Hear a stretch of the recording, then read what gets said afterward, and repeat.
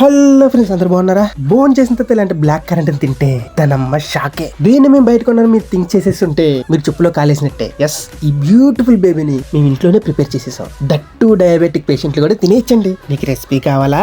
అయితే మన ఇది నా మాట ఛానల్లో లైవ్ సెక్షన్ లోకి వెళ్ళిపోండి. లైవ్ వీడియో చేసి మరీ అప్లోడ్ చేసేసాం. చూసి చేసేసుకోండి, తినేసేయండి, ఎంజాయ్ చేసేయండి. దీనమ్మ బెదిరించడానికి పాయిజన్ తీసుకోవడం ఏంటి భయ్యా?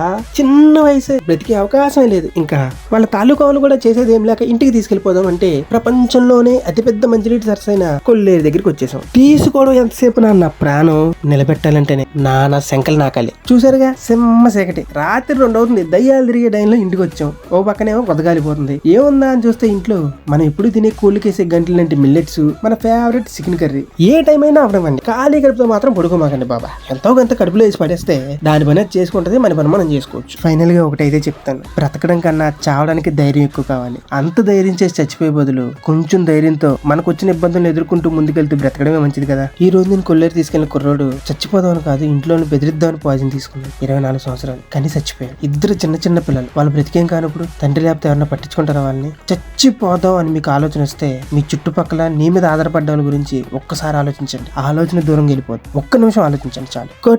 కొట్టు సబ్స్క్రైబ్ కొట్టు గురు. మళ్ళీ కలుద్దాం ఇంకో మంచి వీడియోతో.